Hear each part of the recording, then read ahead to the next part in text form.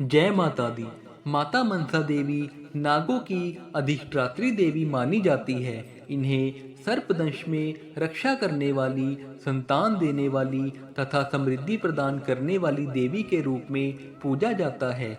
श्रावण मास, नाग पंचमी तथा भाद्रपद के समय इनका व्रत अत्यंत फलदायी माना गया है। मनसा देवी का संबंध भगवान शिव से माना जाता है और वे नागलोक की दिव्य शक्ति का प्रतीक है।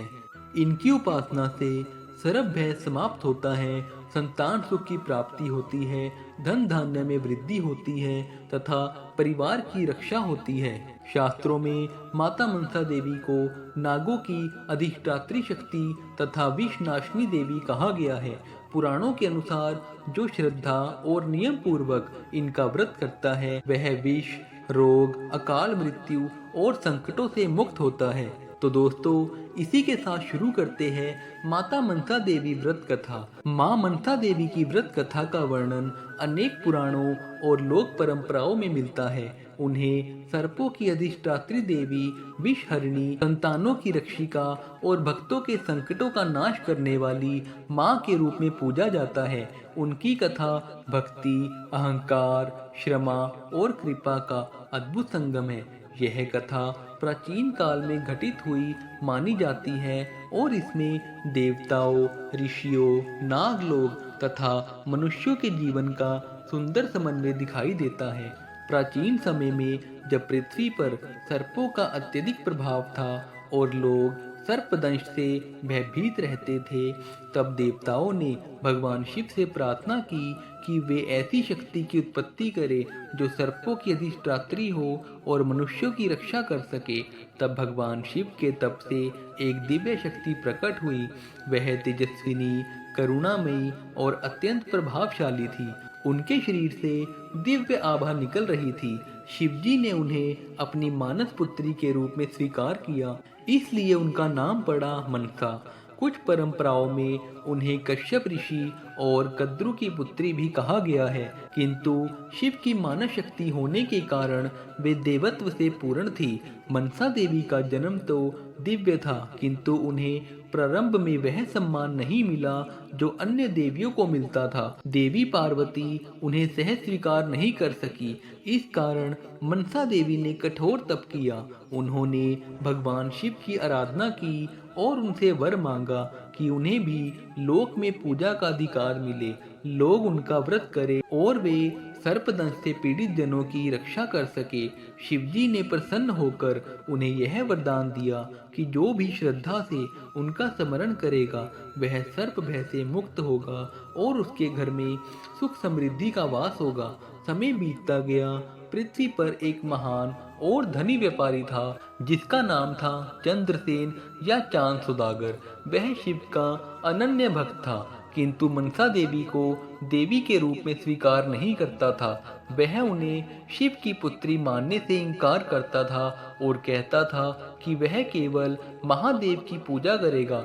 मनसा देवी ने यह सुना तो उन्हें पीड़ा हुई। वे चाहती थी कि संसार में उनका भी यश फैले और लोग उनकी आराधना करें। उन्होंने निश्चय किया कि चांद सौदागर जैसे प्रतिष्ठित व्यक्ति को भी अपने चरणों में झुकाएगी, जिससे लोक में उनका प्रभाव स्थापित हो। चांद सौदागर के 7 पुत्र थे। वे सभी पराक्रमी और सुंदर थे। मनसा देवी ने चांद सौदागर को कई संकेत दिए, स्वप्न में दर्शन दिए, किंतु उसने उन्हें महत्व नहीं दिया। तब देवी ने क्रोधित होकर उसके पुत्रों को सर्पदंश से मृत्यु का शाप दे दिया। एक एक करके उसके 6 पुत्र काल के गले में समा गए। चांद सौदागर दुख से व्याकुल हुआ, परंतु उसका अहंकार अभी भी अटल था। वह कहता था कि चाहे कुछ भी हो जाए वह मनसा देवी की पूजा नहीं करेगा। उसका सबसे छोटा पुत्र था लक्ष्मींदर। जब उसका विवाह बेहुला नामक सती और पतिव्रता कन्या से हुआ तब पूरे नगर में उत्सव मनाया गया।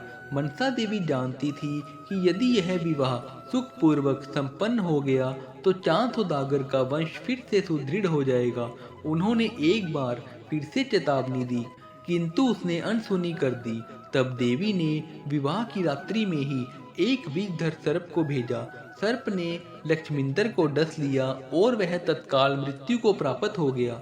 जब बेहुला ने अपने पति को मृत देखा तो उसका हृदय विदीर्ण हो गया, किंतु उसने धैर्य नहीं खोया। उसने निश्चय किया कि वह अपने पति को पुनर्जीवित कराएगी। उसने पति के शव को एक नौका पर रखा और गंगा की धारा में बहते हुए देवताओं की नगरी की ओर प्रस्थान किया। उसका दृढ़ निश्चय, उसकी पतिव्रता शक्ति और उसकी भक्ति अद्भुत थी। मार्ग में उसे अनेक कठिनाइयों का सामना करना पड़ा। तूफान आए, वर्षा हुई, लहरें उठी, परंतु बेहुला का संकल्प अडिग रहा। नदी के तट पर अनेक देवताओं ने उसकी परीक्षा ली। कहीं उसे नृत्य करना पड़ा, कहीं उपहास सहना पड़ा, कहीं उपेक्षा झेलनी पड़ी, परंतु उसने अपने पतिव्रत धर्म का त्याग नहीं किया। अंततः उसकी भक्ति से देवता प्रसन्न हुए। वह देवलोक पहुंची और वहां उसने देवी मनसा तथा अन्य देवताओं के समक्ष प्रार्थना की। उसने कहा कि यदि उसकी सच्ची निष्ठा और प्रतिबद्ध धर्म में शक्ति है तो उसके प्रति को जीवन प्रदान किया जाए। देवताओं ने मनसा देवी से कहा कि यह स्त्री महान सती है। उसकी भक्ति और प्रेम ने स्वर्ग को भी विचलित कर दिया है।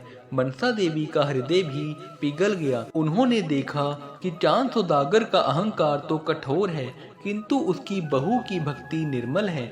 देवी ने वरदान दिया कि यदि चांद सौदागर एक बार उन्हें स्वीकार कर ले तो वे उसके सभी पुत्रों को पुनर्जीवित कर देगी।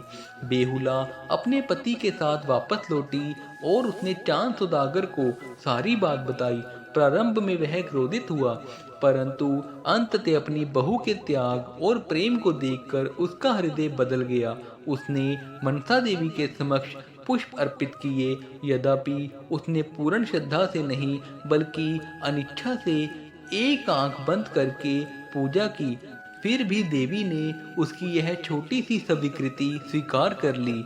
उसी क्षण उसके सभी मृत पुत्र जीवित हो उठे और घर में आनंद छा गया। इस प्रकार मनसा देवी का यश चारों ओर फैल गया। लोग समझ गए कि अहंकार का अंत विनाश का है और देवी की शरण ही कल्याण का मार्ग है।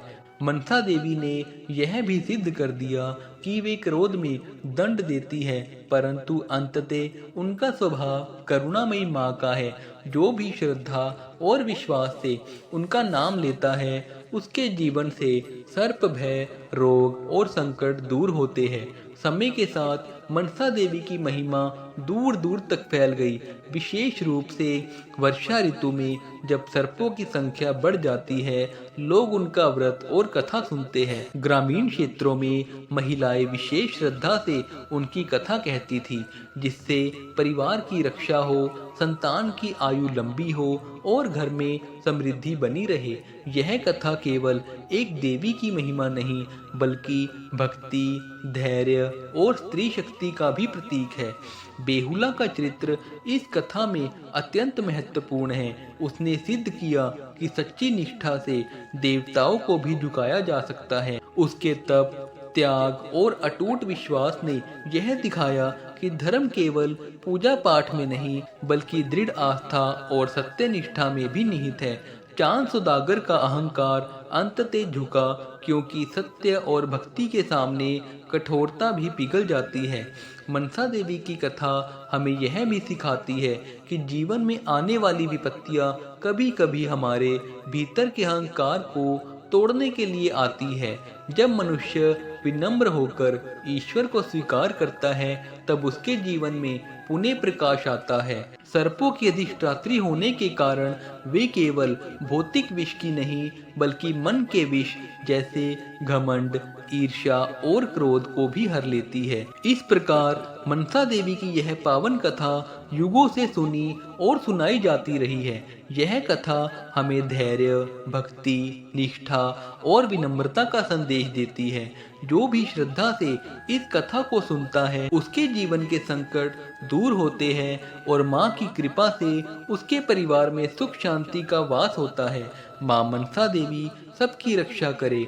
सबके जीवन से भय और विष को दूर करे और सभी को सद्बुद्धि एवं समृद्धि प्रदान करे। तो दोस्तों, अंत में माता मनसा देवी से प्रार्थना करें, हे नागेश्वरी माता मनसा देवी, आपकी कृपा से हमारे जीवन से भय, रोग और संकट दूर हो, हमारे जीवन में सुख, शांति और समृद्धि बनी रहे। तो दोस्तों, यह थी आज की वीडियो। ऐसी ही और कथाओं को सुनने के लिए चैनल को सब्सक्राइब करें। धन्यवाद।